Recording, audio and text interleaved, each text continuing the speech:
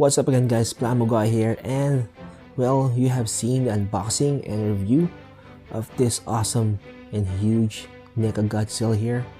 And the reason I'm showing it is because once again, I have another Godzilla figure to show you. And that one is this figure. This is another one from Neca. It's Shin Godzilla now. And this is Shin Godzilla Awakening version. And let's go unbox this figure now.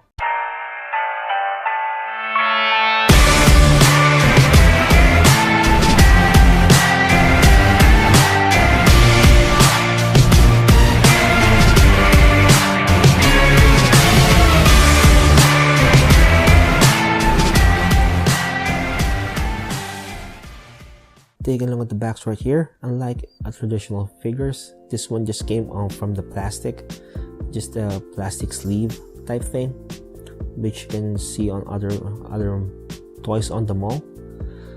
So, well, yeah, unboxing the figure, and that's the poor thing about Neca toys, is that once unboxed, well, there's no more box here, obviously.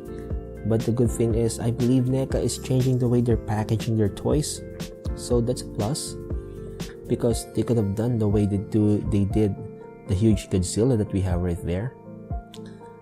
And opening up the box, we have two effect parts. These are just straight beam effects, like what Shin Godzilla does in the movie.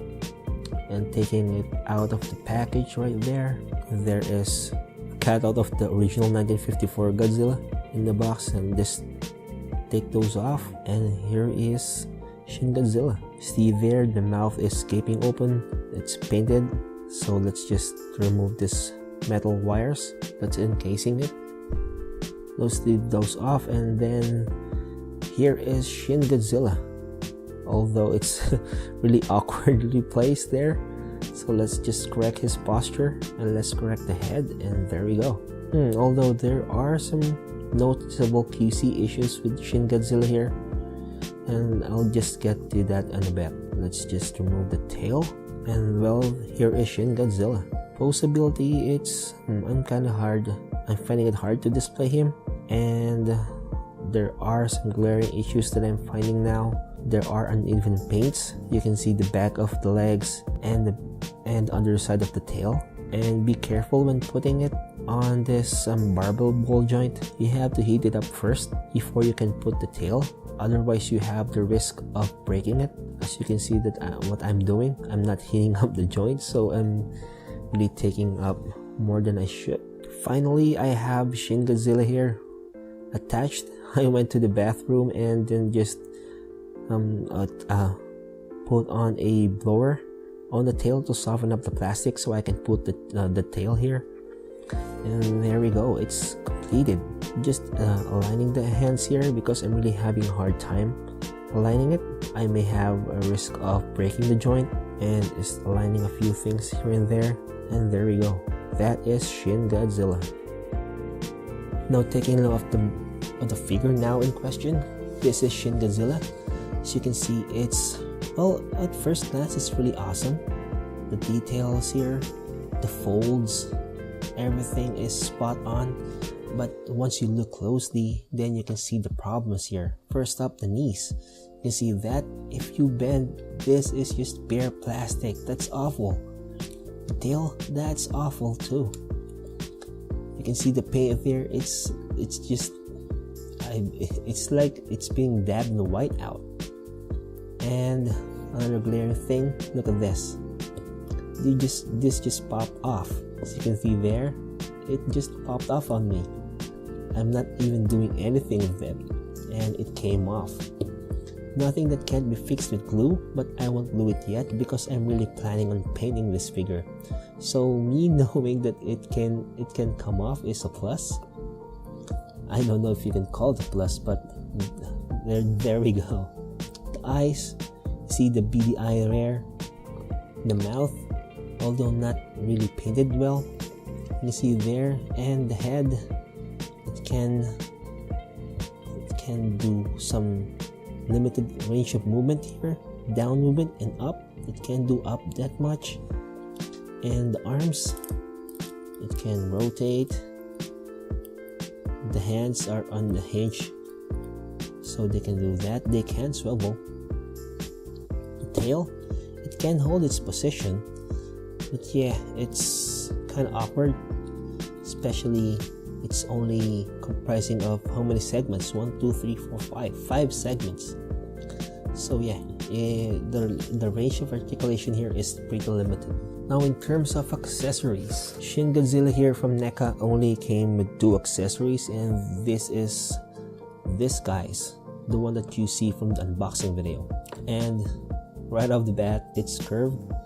I don't know how well it translates when you put it, but there's a hole here in the tail, so let's just put this one first, and another one here for the mouth, obviously. So we have Shin Godzilla here, and the fact that it can't tilt his head far up is a downer, because it always seems like Shin Godzilla is just firing beams down. The tail is great, it can do a lot of movement, but for the head, it can only fire beams downward. Now for size comparisons on this figure, we have, as always, a model kit, Master Grade RX-782, and as you can see, it has a considerable height, although that may be because Shin Godzilla is hunching back. But in terms of width, with the tail included, Shin Godzilla is really large.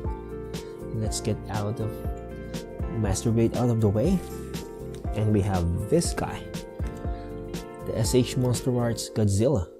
Now they are almost in scale. I believe they are of the same height. If Shin Godzilla here hunches his back, he can be much more taller than 2014 here. But in terms of details, the Neca Godzilla has got nothing on Godzilla here. And even with effect parts, check it out. Effect parts galore, well, Shin Godzilla got nothing on 2014 here. Although, this is way cheaper. I got this for at least just 30 bucks. This one is 100. So, yeah, if you can justify this guy being this one 3 times as expensive as this one, you decide. So let's get Godzilla out of the way here.